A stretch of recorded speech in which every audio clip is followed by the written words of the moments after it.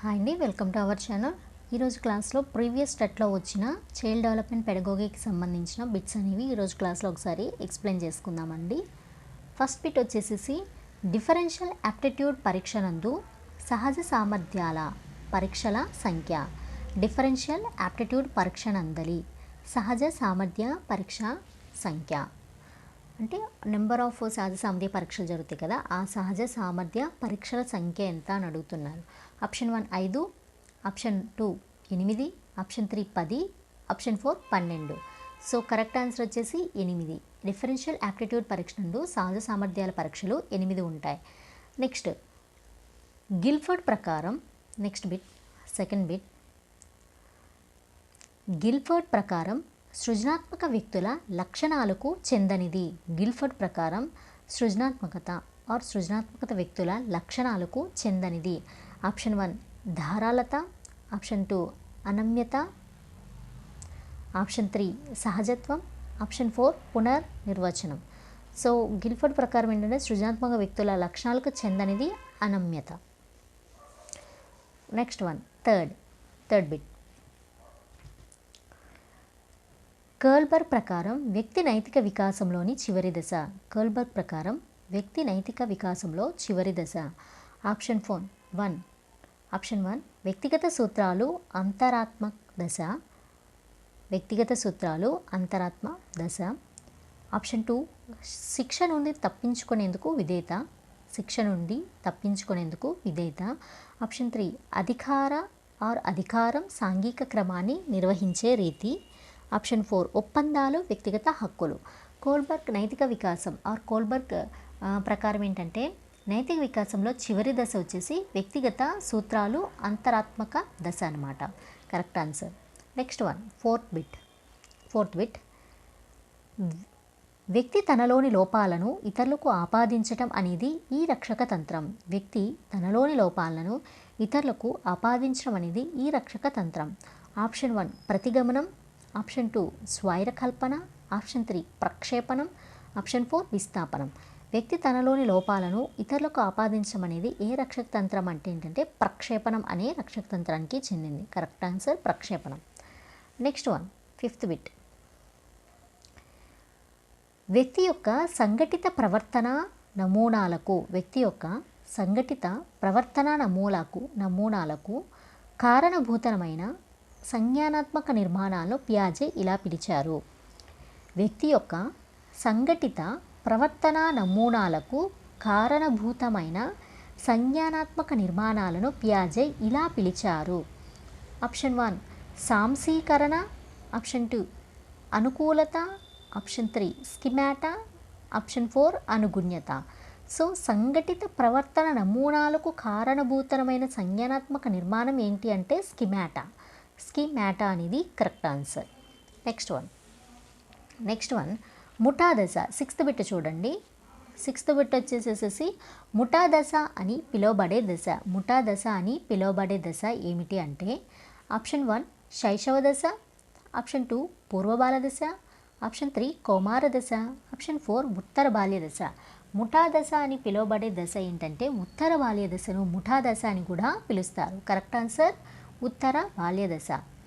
Next one seventh bit, తన క్రొత్త బట్టలు పాడవుతాయనే భయం వల్ల పరుగు పందాలలో పాల్గొనకూడదనుకున్న పిల్లవాడు పాల్గొన్న ప్రతి వారికి బహుమతి ప్రకటించడం వల్ల పందెం పట్ల ఆకర్షితుడు అవటంలో రక్షణ తంత్రం సంఘర్షణ.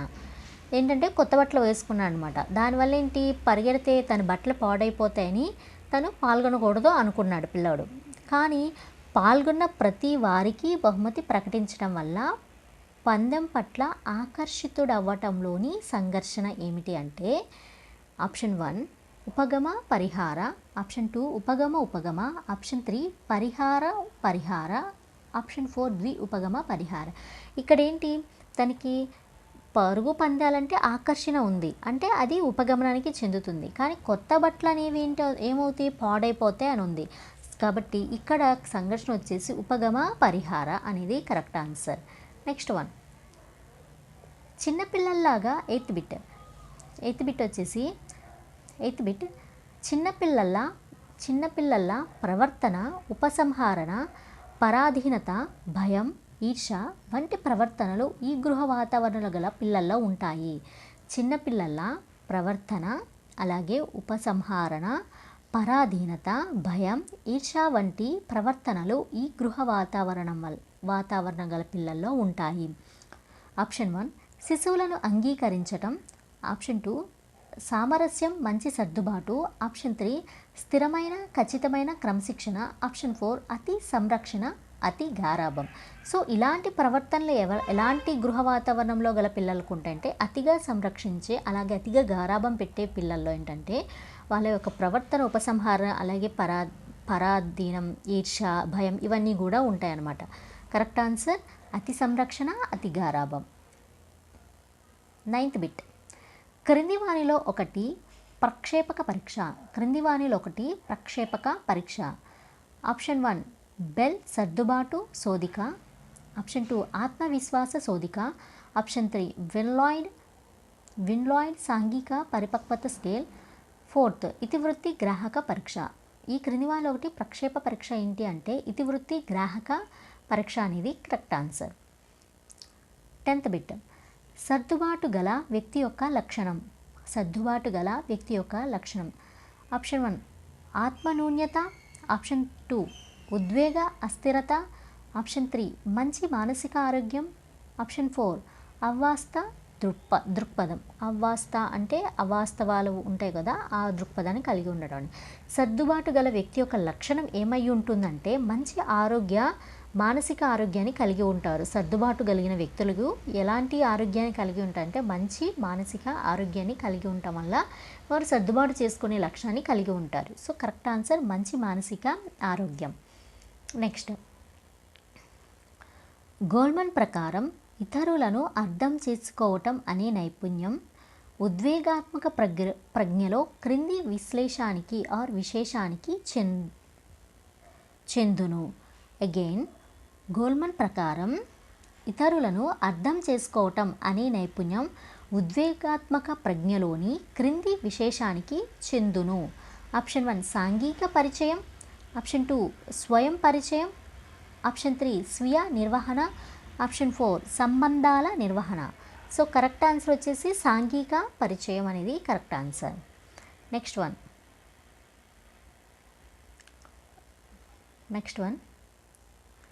ఒక ప్రయోగంలో కారణం పాత్రను పోషించే చరం. ఒక ప్రయోగంలో కారకం ఆర్ కారణం ఏదైనా కూడా కరెక్టే. ఒక ప్రయోగంలో కారణం పాత్రను పోషించే చరం. ఆప్షన్ 1 పరతంత్ర చరం. ఆప్షన్ 2 స్వతంత్ర చరం. ఆప్షన్ 4 ఆప్షన్ 3 జోక్య చరం. ఆప్షన్ 4 ఏ చరము కాదు. ఒక ప్రయోగంలో కారణం పాత్రను పోషించే చరం. ఆప్షన్ 1 పరతంత్ర చరం. ఆప్షన్ 2 స్వతంత్ర చరం. ఆప్షన్ 3 జోక్య చరం. ఆప్షన్ 4 ఏ చరము కాదు. సో ఇక్కడ కారణం యొక్క పాత్రను పోషిస్తుంది కాబట్టి అది ఖచ్చితంగా స్వతంత్ర చరం అయి ఉంటుంది. కరెక్ట్ ఆన్సర్ స్వతంత్ర చరం. నెక్స్ట్ వన్, సరికాని జతను గుర్తించండి. ఆప్షన్ 1 పరిశీలన అభ్యసన బదూరా ఆర్ బడూరా అన్న ఒకటే. కొన్ని చోట్ల బడూరా ఉంటుంది, కొన్ని చోట్ల బదూరా ఉంటుంది. సరికాని జత. ఆప్షన్ 1 పరిశీలన అభ్యసనం బడూరా. ఆప్షన్ 2 బోధనా సిద్ధాంతం బ్రూనర్. ఆప్షన్ 3 అంతర్దృష్టి అభ్యసన పావ్లోవ్. ఆప్షన్ 4 యత్నదోష సిద్ధాంతం తారండైక్. సరికాని జత ఏమిటి అంటే అంతర్దృష్టి అభ్యసనం పావ్లోవ్ అనేది సరికాని జత. నెక్స్ట్ వన్ గెస్టాల్ వాదం నుండి ఆవిర్భవించిన సిద్ధాంతం. ఆప్షన్ 1 కార్యసాధక నిబంధన. ఆప్షన్ 2 సాంప్రదాయిక నిబంధన. ఆప్షన్ 3 యత్నదోష అభ్యసనం. ఆప్షన్ 4 అంతర్దృష్టి అభ్యసనం.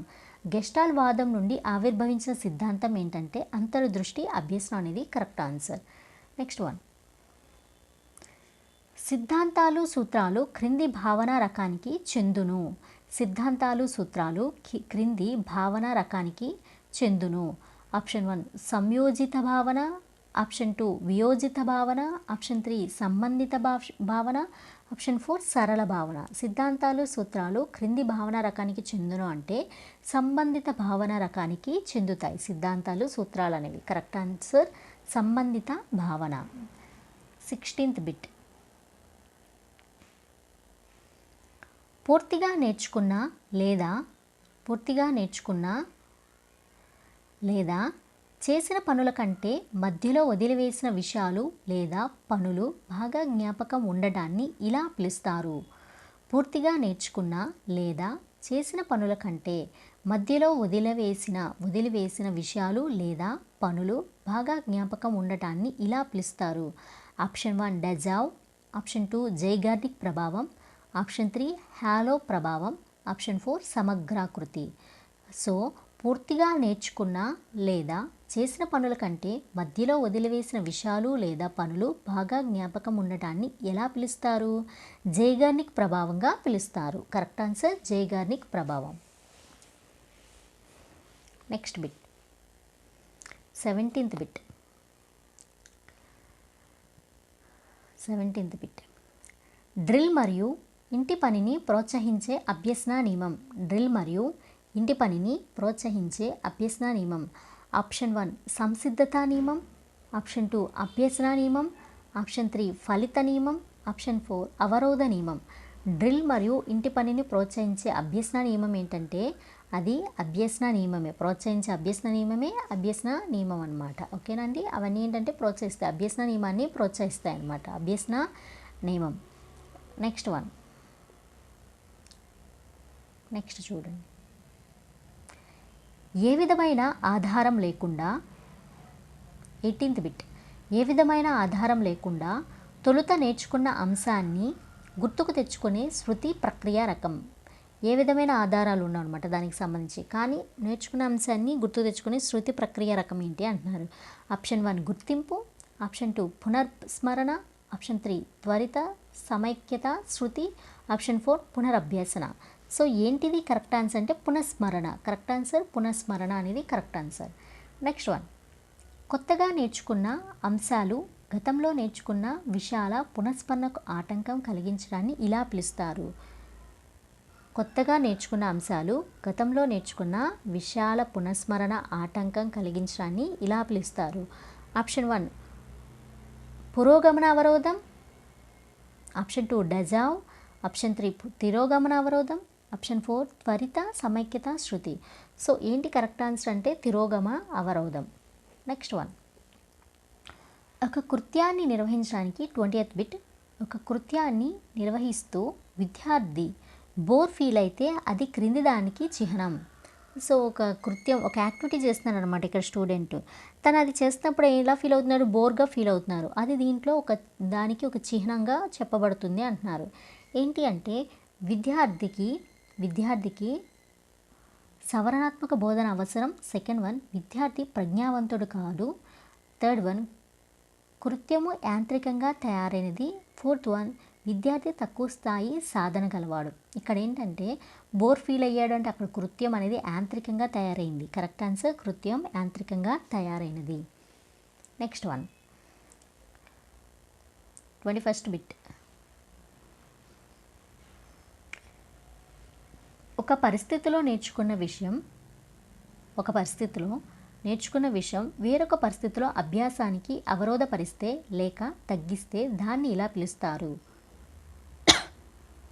ఆప్షన్ 1 అనుకూల అభ్యసన బదలాయింపు, ఆప్షన్ 2 ప్రతికూల అభ్యసన బదలాయింపు, ఆప్షన్ 3 శూన్య బదలాయింపు ఆర్ శూన్య అభ్యసన బదలాయింపు, ఆప్షన్ 4 ద్విపార్శ్వ అభ్యసన బదలాయింపు. ఒక పరిస్థితిలో నేర్చుకున్న విషయం ఏంటి, ఇంకో పరిస్థితుల అభ్యాసానికి అవరోధం పరిస్తే అంటే లేక తగ్గిస్తే దాన్ని ఏమంటారు? ప్రతికూల బదలాయింపు అంటారు. అదే దాన్ని అవరోధపరచకుండా దానికి ఇంప్రూవ్ చేస్తే అనుకూల బదలాయింపు అవుతుంది.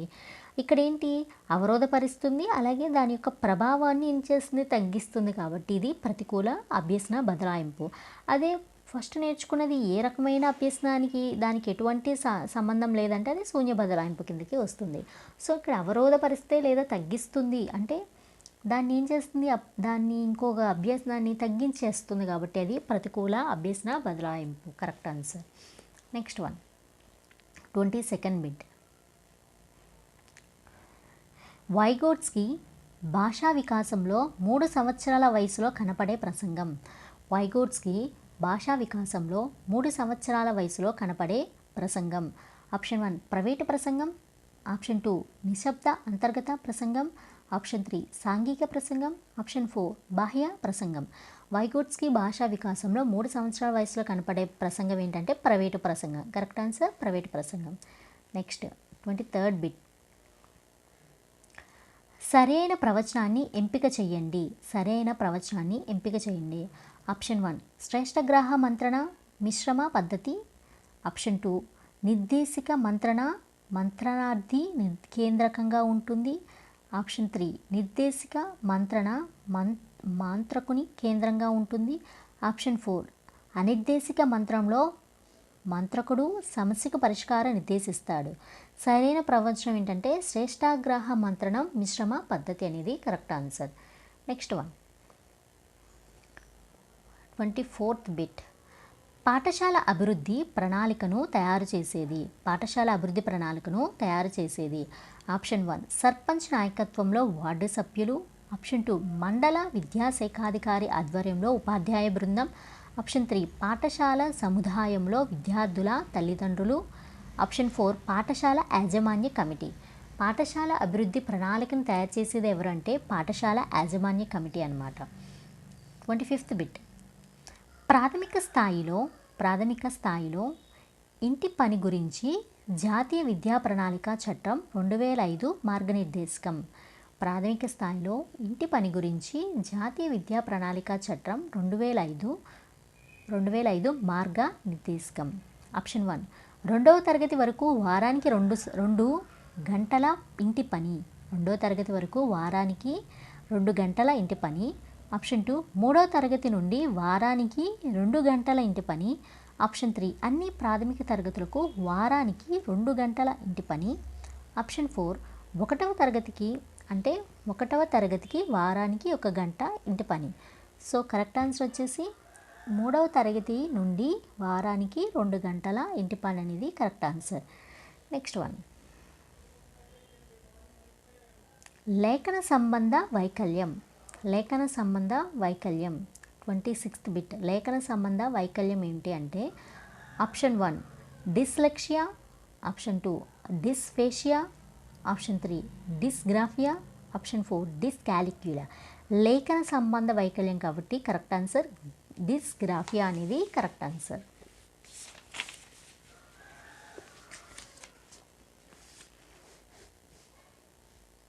Next 27th bit.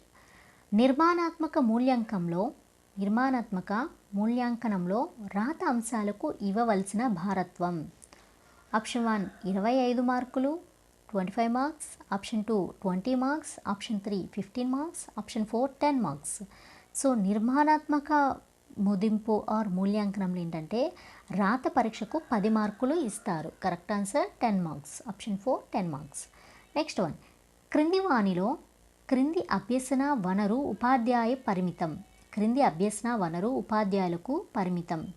సో ఏంటిది అంటే ఫస్ట్ 1 సెమినార్, సెకండ్ పుస్తకాలు, థర్డ్ ఇంటర్నెట్, ఫోర్త్ వృత్యాంతర శిక్షణలు. ఏంటిది అంటే వృత్యాంతర శిక్షణలు అనేది ఉపాధ్యాయులకు పరిమితం అన్నమాట. నెక్స్ట్ 1 బోధన ఫలవంతం కావటానికి ఉపాధ్యాయుడు అనుసరించవలసినది. బోధన ఫుల్ఫిల్ అవ్వాలి అంటే కరెక్ట్గా అవ్వాలి అంటే ఉపాధ్యాయుడు కొన్ని ఫాలో అవ్వాలి. అవి ఏమిటి అంటే ఆప్షన్ 1 పాఠ్యపుస్తకాలను మాత్రమే బోధన వనరులుగా ఉపయోగించటం, ఆప్షన్ 2 పాఠ్యాంశ బోధనకు ఉపాధ్యాయ కేంద్ర పద్ధతులను అనుసరించటం, ఆప్షన్ 3 మూల్యాంకనాన్ని తరగతి కృత్యాలు మాత్రమే పరిమితం చేయటం, ఆప్షన్ 4 విద్యార్థుల భిన్న అవసరాలను గుర్తిస్తూ బోధనా ప్రణాళికను రూపొందించి అమలు చేయటం. సో కరెక్ట్ ఆన్సర్ వచ్చేసేసి ఏంటి అంటే విద్యార్థుల భిన్న అవసరాలను గుర్తించాలి, దాని ప్రకారం బోధనా ప్రణాళికను రూపొందించి అమలు చేయటం అన్నమాట. So 4th one is the correct answer. Next 1